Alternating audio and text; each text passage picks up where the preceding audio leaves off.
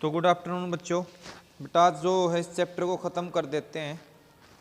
Chapter का नाम आप लोगों ने पता है कौन सा स्टार्ट कर रखा था, काइनेटिक थ्योरी ऑफ गैसेस। और पिछले टॉपिक में हमने क्या पढ़ा था, डिग्री ऑफ फ्रीडम क्या होता है और गैस की जो स्पेसिफिक हीट है वो क्या होगी। उसके बाद एक छोटा सा टॉपिक है calculation of gamma from degree of freedom. General case discuss कर रहे हैं। मैं मान लेता हूं n क्या है, मैंने यहां पे डिग्री ऑफ फ्रीडम मान ली है।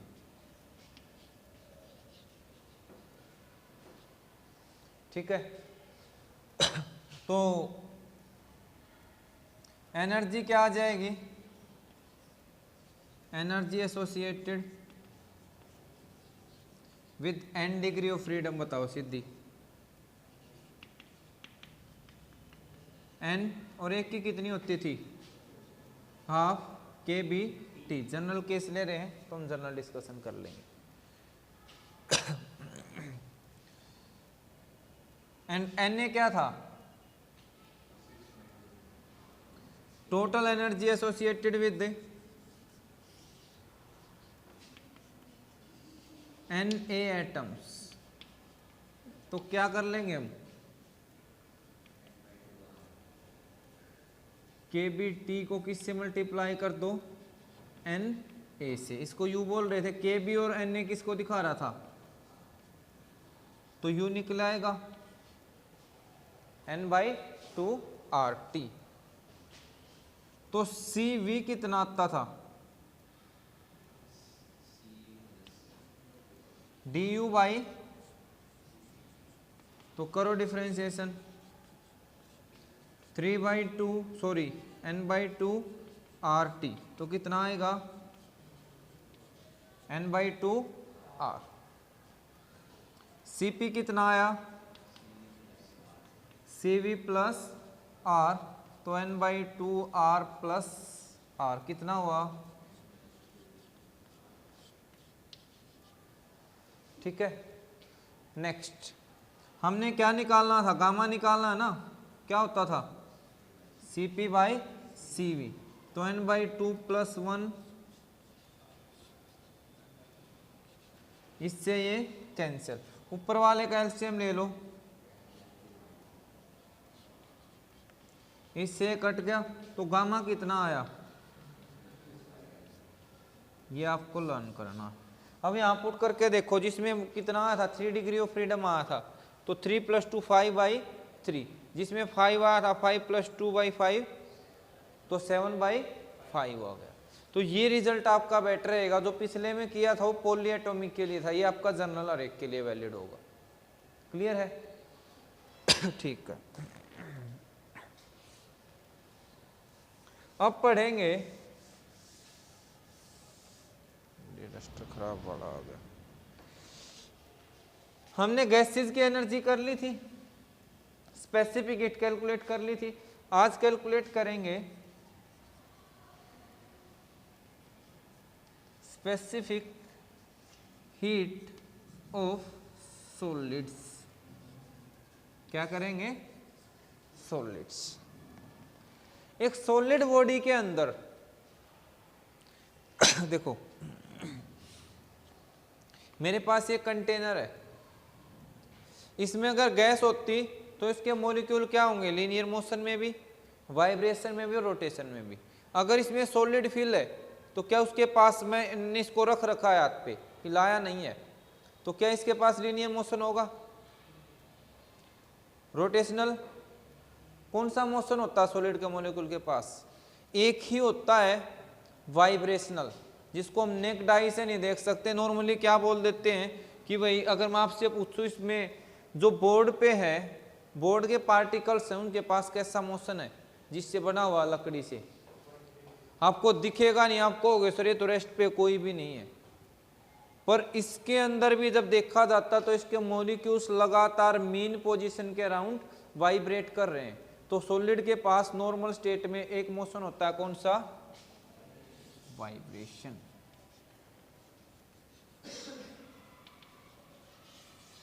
और ये 3D में होता है, इन 3D molecules X Y Z तीनों में वाइब्रेट कर रहे हैं।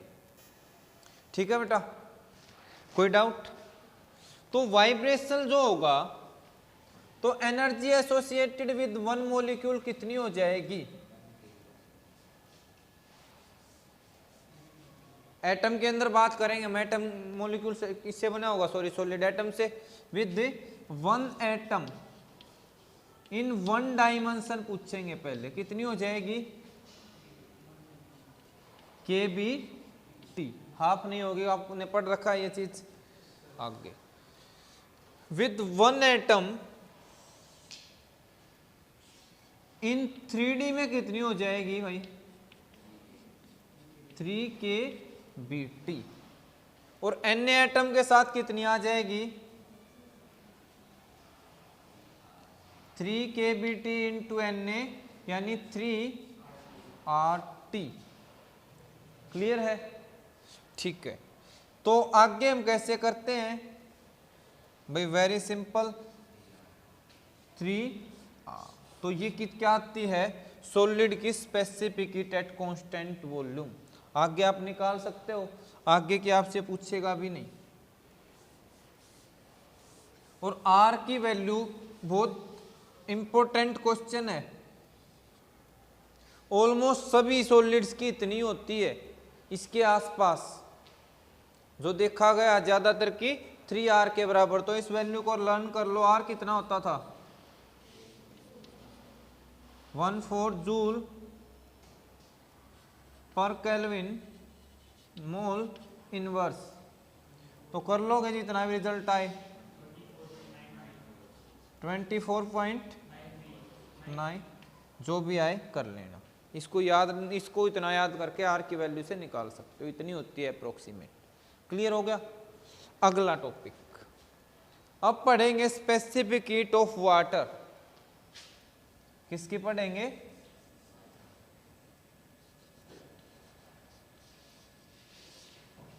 तो वाटर की स्पेसिफिक हीट निकालने के लिए पहली बात आपने क्या ध्यान रखनी है? वाटर के अंदर कितने मॉलिक्यूल होते हैं? Hydrogen, hydrogen, oxygen. Consider, sorry, कितने एटम होते हैं? 3 एटम होंगे। यहां पे लिखता हूं स्टार्टिंग से। Consider water molecule is made up of किसका? 3 सॉलिड स्पीयर्स की तरह। कैसे मान लिया हमने? सॉलिड स्पीयर्स मान लिया एटम। क्लियर है? तो सॉलिड स्पीयर मानने तो उनके पास क्या होगा? वाइब्रेशन। तो energy associated with one atom 3D में 3KBT। पर मैं पूरे मॉलिक्यूल्स की बात कर रहा हूं। वाटर में हम क्या स्टडी करेंगे? मॉलिक्यूल्स। तो एनर्जी एसोसिएटेड विद, आप पढ़ोगे 3 एटम्स, 3 एटम होते हैं ना, या 1 मॉलिक्यूल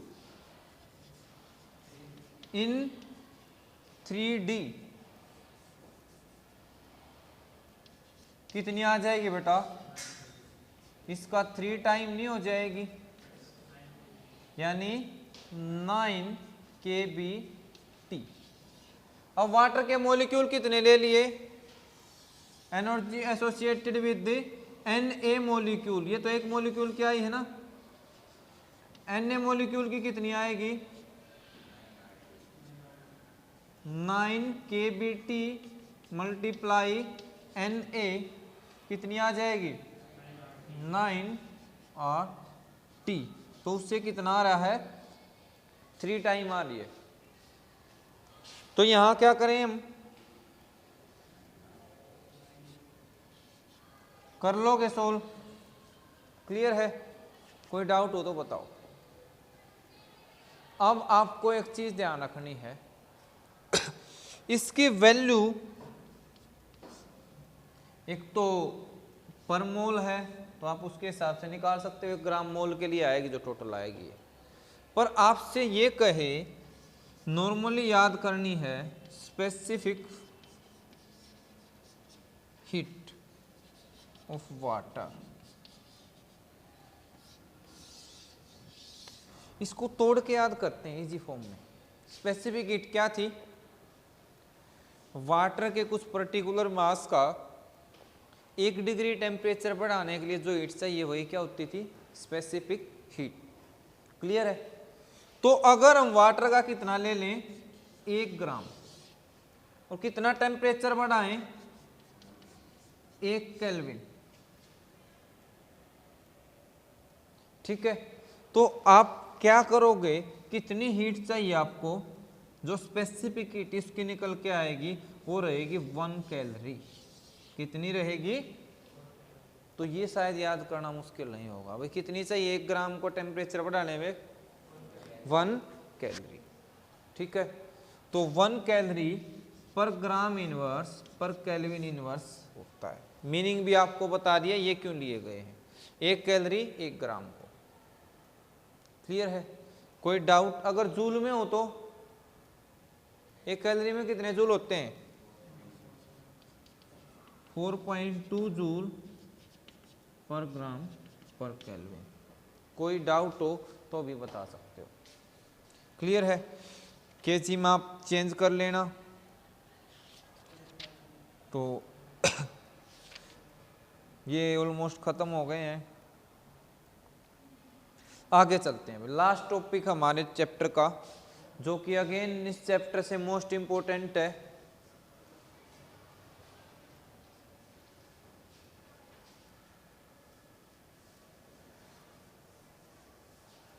और फिर इस चैप्टर का आज समापन कर देंगे।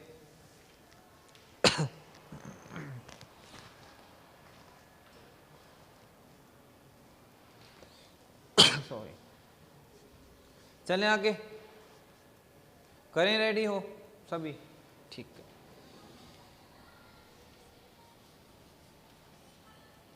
Mean free path.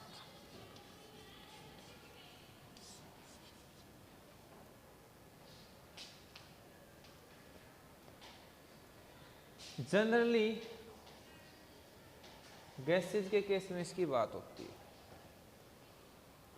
अच्छा, गैस के मॉलिक्यूल्स की स्पीड कितनी होती है आपको पता है? अप्रोक्स ऑन द एवरेज देखा जाए तो अप्रोक्सीमेट जो स्पीड होती है वो स्पीड ऑफ साउंड के आसपास की होती है। ठीक है, 330, वो भी आपने अलग अलग टेम्परेचर पे अलग अलग पढ़ी होगी, इसके आसपास होती है। पर एक चीज सोचना, 330 है और मान लिया रूम के कोने में एक सिलेंडर रखा हुआ है और एकदम से कोई गैस लीक होती है, एकदम से कोई गैस लीक हो गई, तो वो तभी आती है तो क्या हो जाना चाहिए था भाई? फटाफट से गैस रिलीज हुई तभी बांस आनी शुरू हो जानी चाहिए, स्मेल आनी शुरू हो जानी चाहिए। पर तभी आती है कुछ सेकंड बाद आती है, कुछ सेकंड बाद आती है। तो ऐसा क्यों होता है? या भी रियलाइज ही नहीं किया? प्राकृतिक गैस का तो खूब किया होगा वही। जो फैक्ट है ना, हमारा मन जो होता है, जो चीजें प्रैक्टिकल आपने कर रखी हैं उससे अच्छा सीखते हो। जब गैस रिलीज आसपास किसी ने की हो तो हमारे तक तभी पहुंचती है, या इतनी देर में वो पहले ही कह चुका होता है किसी ने किया काम, तब पहुंचती है। तो कुछ टाइम लेती है ना।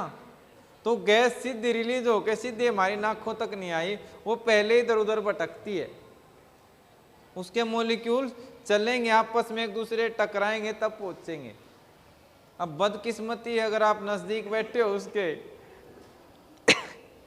ठीक है, तो आप समझ गए होगे ना। हाँ, ऐसी बातें तो मतलब कैसे ही समझा लो, अरे अभी क्यों कवर कर लिया, अभी कुछ ऐसा क्या होगा, ऐसे ढक लिया, मुझे लगा कि कहीं अभी एक्सपेरिमेंट कर दिया हो। ठीक है। या ऐसे सोच लेना, खाना बनता जब एकदम पक जाता है तो वो वहां से, देखो यहाँ से वैसे तो डिस्टेंस कितना, खाना मान लिया यहाँ बन रहा है, यहाँ तक एकदम जब पकता है तो गैस रिलीज होती है, सीटी निकली, तो वहां से हमारे तक 330 हम कह रहे हैं, तो सेकंड से भी काफी छोटे हिस्से में आ जानी चाहिए, और थोड़ी सी उसको 1-2 सेकंड लगती है आने में, थोड़ा सा टाइम लगता है। तो क्यों लगता है कि वो वहां से जब एटम चले वो सीधे ही नहीं चले, बीच में और एटम थे आपस में उनसे टकराते गिरते पड़ते आ रहे हैं हमारे पास, और तब वो हमारे तक पहुंच रहे हैं। और तो जो ये रैंडम वाला पाथ है, कभी इधर चला मैं कभी उधर चला, ठीक है,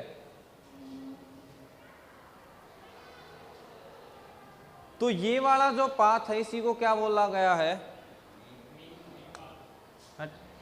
फ्री पाथ, यानी जो रास्ता फ्री में चल, बिल्कुल रिलैक्स माइंड से।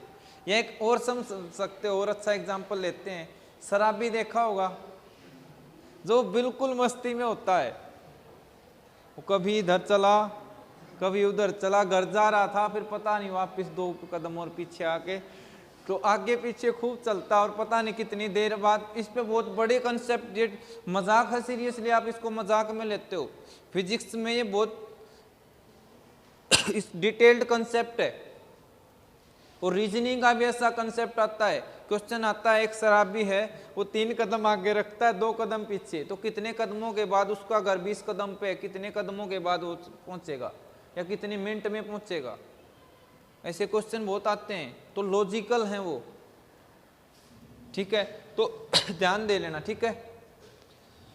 तो मीन फ्री पाथ का लॉजिक समझ आया, मतलब मीन तो बाद में, पहले फ्री पाथ पढ़ाना चाहिए। फ्री पाथ क्या होता है, तो 2 कोलिजन के बीच में, देखो एटम्स ऐसा हो क्यों रहा है,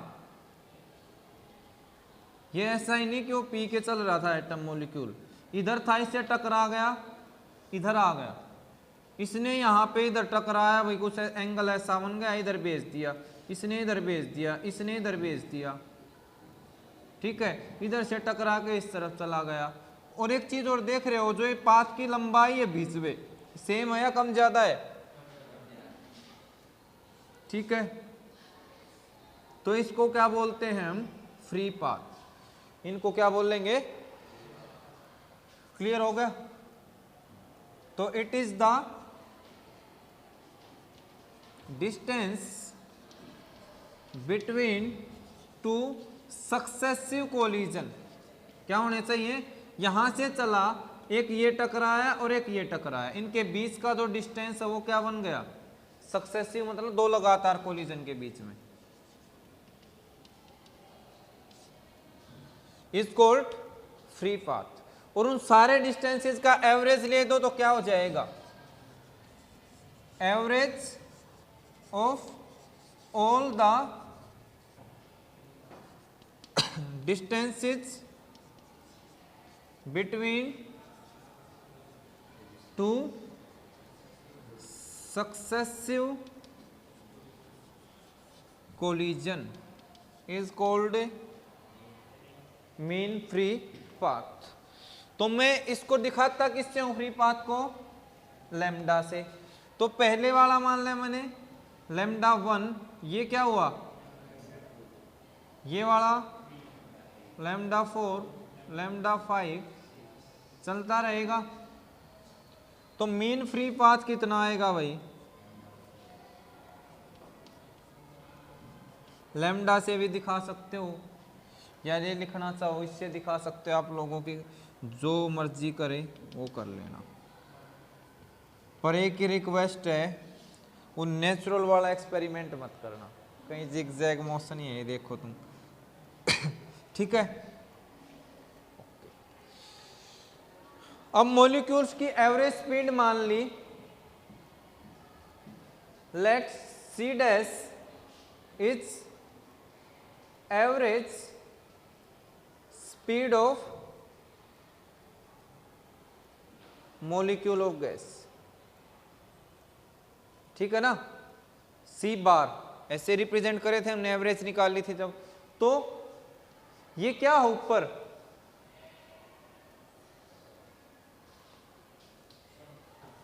ठीक है, क्या टाइम सेम होगा या कम ज्यादा होगा दो कोलिजन के बीच में? टाइम भी क्या होगा, कम ज्यादा। तो यहाँ पे हम जो टाइम भी कैलकुलेट करने वाले हैं वो क्या होगा, एवरेज टाइम कैलकुलेट करेंगे, मीन टाइम कैलकुलेट करेंगे। तो डिस्टेंस क्या होता है, वेलोसिटी इनटू टाइम नहीं होता, तो दूसरा फॉर्मूला ये बन जाएगा। तो ये हमने डेफिनेशन पढ़ी फ्री पाथ की और मीन फ्री पाथ की। कोई डाउट हो तो बताओ, नहीं तो इसका एक्सप्रेशन करते हैं अब। सॉरी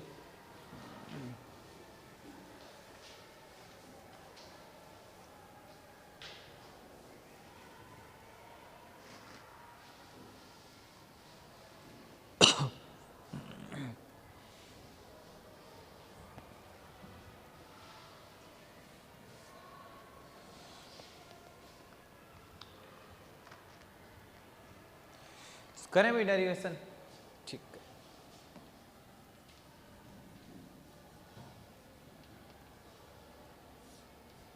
अच्छा पहले ये चीज सोचो, ये फ्री पाथ है क्या? मीन फ्री पाथ जो है वो क्या चीज है, लेंथ, टाइम, मास, क्या है, लेंथ है, डिस्टेंस है। तो ये क्या है कि मीन फ्री पाथ लिखना है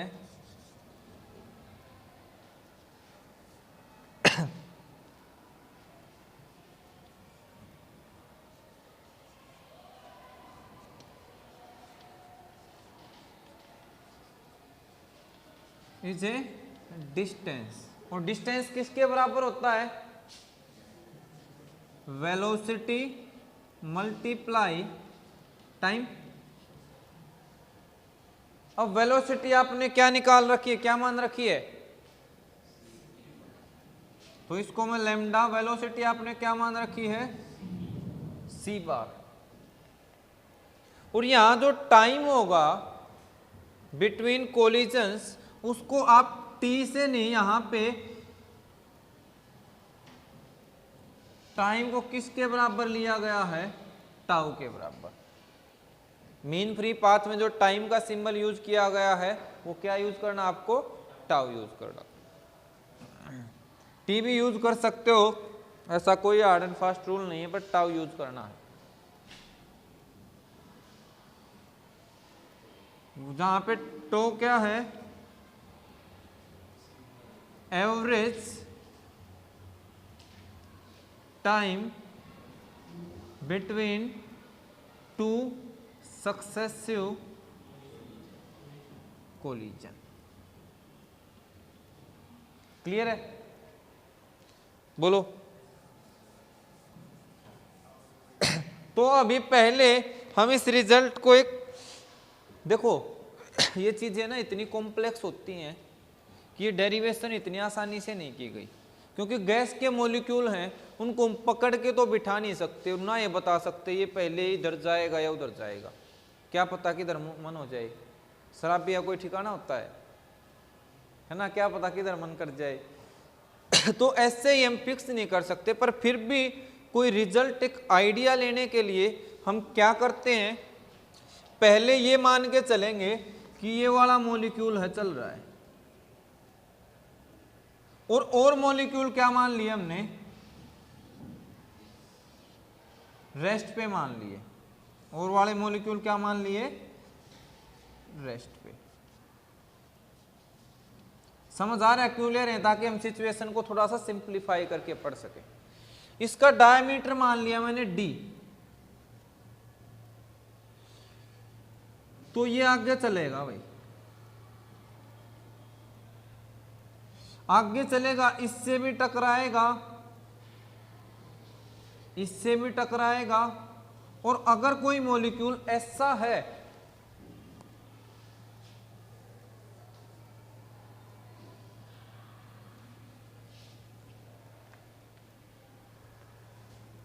अच्छा ये आगे कितनी स्पीड से जाएगा, सी बार स्पीड से जाएगा।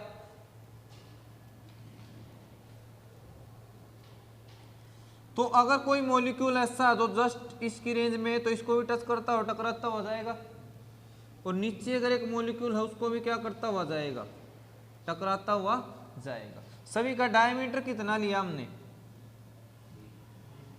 डी, सॉरी डायमीटर डी लिया है, रेडियस आध दी है, तो ये d/2 होगा और ये d/2 होगा। तो अब एक बारी देखना, यहां इससे भी टकरा रहा है, इससे भी टकरा रहा है, तो अगर मैं इनके सेंटर की बात करूं तो जितने मॉलिक्यूल मेरे इस रेंज में आ रहे हैं, क्या ये उनसे सभी से नहीं टकराएगा, यहां वालों से, यस और नो?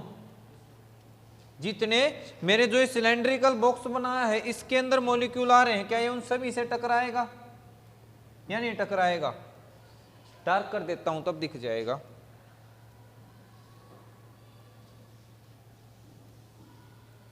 जितने इसके रास्ते में आए उन सभी को क्या टच करता हुआ जाएगा या नहीं जाएगा? तो अब हमें काम क्या करना है मेन काम है टाइम पीरियड निकालना। मेन काम क्या हमारा, टाइम पीरियड कैलकुलेट करना। टाइम पीरियड कैसे निकले, जब हमें यह पता चल जाए कि कितने कोलिजन हो रहे हैं, मॉलिक्यूल्स कितनों से टकरा रहा है एक सेकंड में, और नंबर ऑफ कोलिजन पर सेकंड क्या फ्रीक्वेंसी को नहीं दिखाता किसी चीज की, और फ्रीक्वेंसी बाई टाइम क्या होता है, फ्रीक्वेंसी रेसिप्रोकल होती है किसके, टाइम के। तो हम बेसिकली पहले यहाँ क्या कैलकुलेट करने वाले हैं, कितने कोलिजन हो रहे हैं, यानी फ्रीक्वेंसी कैलकुलेट करने वाले हैं, ठीक है। तो लेट n इज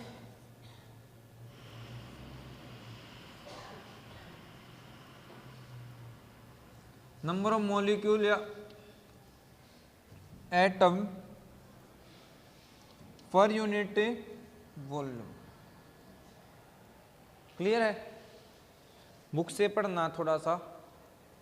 क्या करो, consider a molecule moving with velocity c bar in, और हम क्या देखेंगे इन टाइम t में किससे कोलाइड करेगा,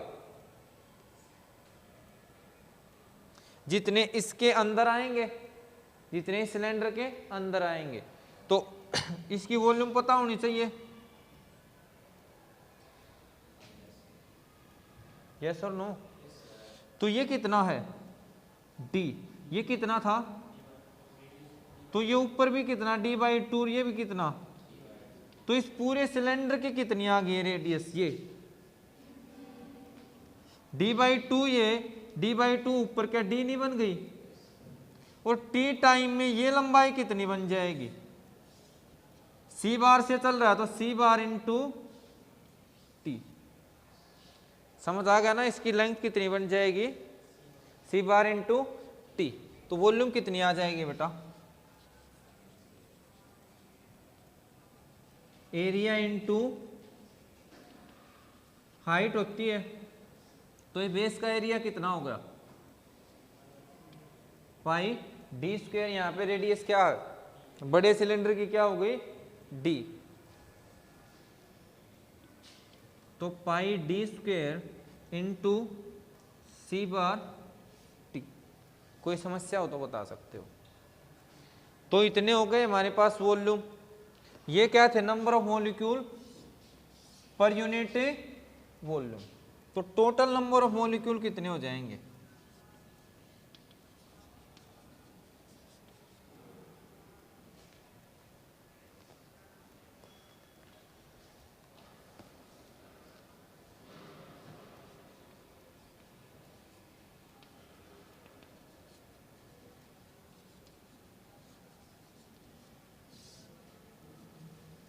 बताओ ना बेटा कितना आ जाएगा, n pi d square into सी बार टी नहीं हो जाएगा, ये वही आ रहा है कैपिटल N/V का फॉर्मूला। तो कैपिटल एन कितना हो जाएगा, स्मॉल एन मल्टीप्लाई वॉल्यूम, जैसे हम पीछे पढ़ते आ रहे हैं। तो इतने मॉलिक्यूल क्या होंगे, आपस में कोलाइड करेंगे एक दूसरे, मॉलिक्यूल होंगे तभी तो कोलाइड करेंगे, उसमें जितने मॉलिक्यूल हो आपस में टकराएंगे। अब हमें क्या देखना है, 1 सेकेंड में, ये कितने टाइम में थे, इन टाइम t। तो नंबर ऑफ कोलिजन या number of molecule colliding in 1 second, या आप इसी को क्या बोल सकते हो, number of collision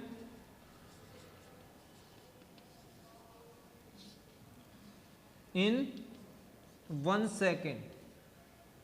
by definition ये किसके बराबर होता है, पहले तो ये बता दो 1 सेकेंड में होंगे कितने, n बाई टी हो जाएगा ना, n pi d square c बार टी अपॉन टी, कट गया।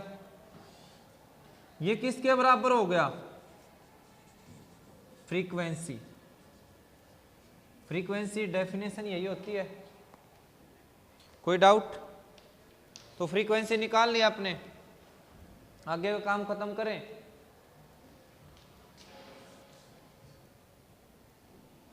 आगे करेंगे, now frequency is equal to 1 by time, तो 1 बाई टाउ बोल लेंगे, तो टाउ कितना आया, 1 बाई न्यू आ गया, कितना है न्यू, पाई डी स्क्वेयर सी बार टी। क्लियर है, इसको इक्वेशन नंबर फर्स्ट बोलो,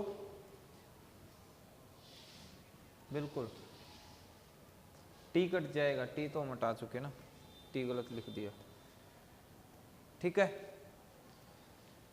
using 2 in 1,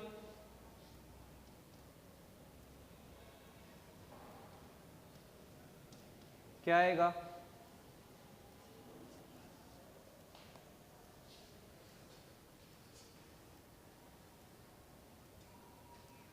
lambda is equal to C bar, tau की जगह रखना बेटा,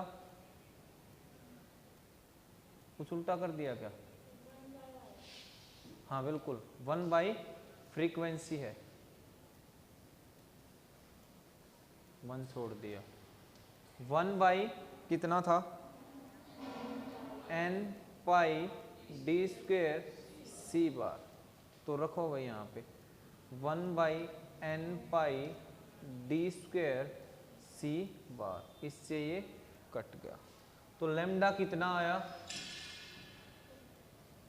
1 by n into pi d square. मुश्किल रिजल्ट है, यानी इसका एरिया मॉलिक्यूल का और कितने मॉलिक्यूल्स पर यूनिट वॉल्यूम प्रेजेंट है। किसी में ज़्यादा होंगे तो मीन फ्री पाथ रेसिप्रोकल है ना, कम होगा, और कम होंगे तो ज़्यादा। सीधी सी बात यह है, एक गैस में ज़्यादा मॉलिक्यूल हैं तो थोड़ा सा चलते ही टकरा जाएगा, तो फ्री पाथ आप ही अपने आप ही कमाना है, और दूर दूर मॉलिक्यूल होंगे तो लंबा चल के आगे टकराएगा। बस ये सिंपल सी बात है। तो समझ आ गया बेटा, ओवरऑल बेसिकली करना क्या है, चलेंगे कैसे, यहाँ से मीन फ्री पाथ टाइम निकालना, तो टाइम हमें फ्रीक्वेंसी से पता चलेगा, तो हमें देखना कितने मॉलिक्यूल कोलाइड कर रहे हैं।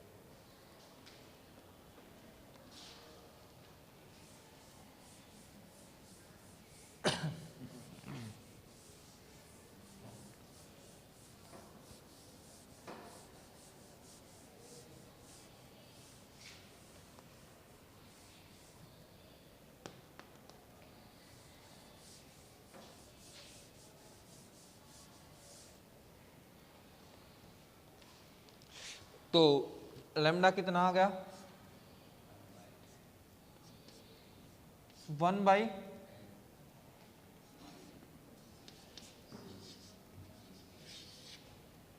ठीक है। तो कोई डाउट हो तो बता सकते हो। 3D में इस रिजल्ट को एक्सप्लेन कर देगा। हमने बाकी क्या मानने थे? Other at rest. अगर दूसरे के मोशन को इंक्लूड करके बाद में साइंटिफिक आपको इतना ही करके सीधा लिख लेना है, दूसरों को भी मोशन में कंसीडर करके जब सोल्व करोगे तो यहाँ एक फैक्टर आ जाएगा √2। डेरिवेशन इसकी नहीं है तुम्हारे सिलेबस में, सीधा रिजल्ट याद करोगे, तो याद करना मुश्किल भी नहीं है। ठीक है, यहां से inversely proportional number of molecule and inversely proportional diameter या एरिया ऑफ मॉलिक्यूल। यानी आपके पास ऐसे मॉलिक्यूल हैं जिनका एरिया छोटा, डायमीटर छोटा है तो एरिया भी छोटा होगा, तो उसका फ्री पाथ क्या आएगा? ज्यादा। और बड़े मॉलिक्यूल हैं, डायमीटर बड़ा है तो फ्री पाथ क्या आएगा? कम आएगा। क्लियर है? ठीक है, एक छोटा सा टॉपिक, ब्राउनियन मोशन।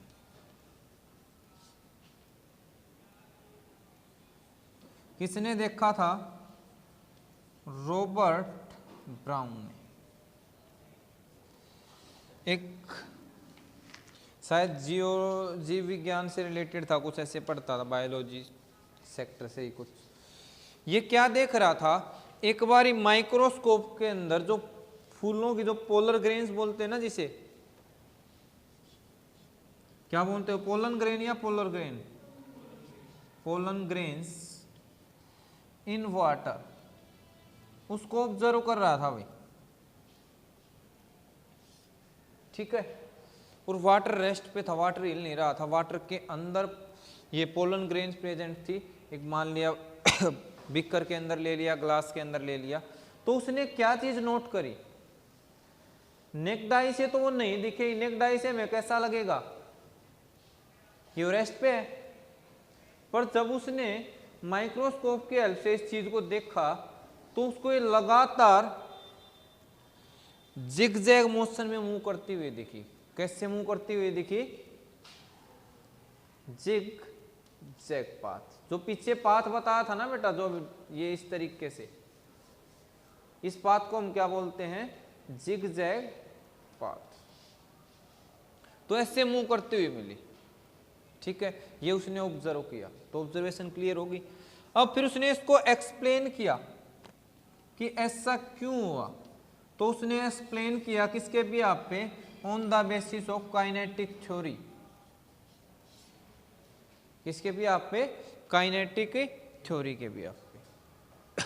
और उसने क्या चीज बताई कि जो पोलर ग्रेन है उस पे वाटर के मॉलिक्यूल्स मोशन के अंदर हैं, वो लगातार चारों तरफ से क्या कर रहे हैं? फोर्स लगा रहे हैं, तो मूव कर रहे हैं तो फोर्स लगा रहे हैं। और उन सभी की फोर्स, अब हमने भी पढ़ रखा, हर डायरेक्शन से लगी है फोर्स, तो एक दूसरे के इफेक्ट को कम ज्यादा भी करेंगी। अगर बराबर बराबर लगती तो कैंसल आउट कर देती, पर यहाँ पे उनकी जो नेट फोर्स और नेट टॉर्क है वो कैंसल आउट नहीं कर पाती। क्यों? क्योंकि किसी की कम लग रही थी, किसी की ज्यादा लग रही थी, वो रैंडम कोलिजन की वजह से। तो उस वजह से ये क्या दिख रहे थे? मूव करते हुए दिख रहे थे। तो ब्राउनियन मोशन समझ आ जाएगा। The zigzag motion of particle in a liquid is called, तो zigzag motion of a particle in a liquid is called Brownian motion. ठीक है, सबसे पहले रॉबर्ट ब्राउन ने दिया था, तो इसके ने अपने नाम पे रख लिया, ब्राउनियन मोशन बोल दिया। एक्सप्लेनेशन भी समझ आ गई। अब आपसे एक छोटा सा क्वेश्चन ये पूछ सकता है कि ब्राउनियन मोशन किन फैक्टर्स पे डिपेंड करे? ब्राउनियन मोशन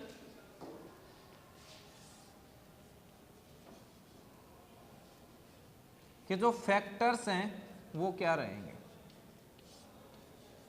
चलो इसको भी समझ लेते हैं भाई। Size of particles, size of particle, दूसरा डेंसिटी ऑफ लिक्विड, तीसरा विस्कोसिटी ऑफ लिक्विड,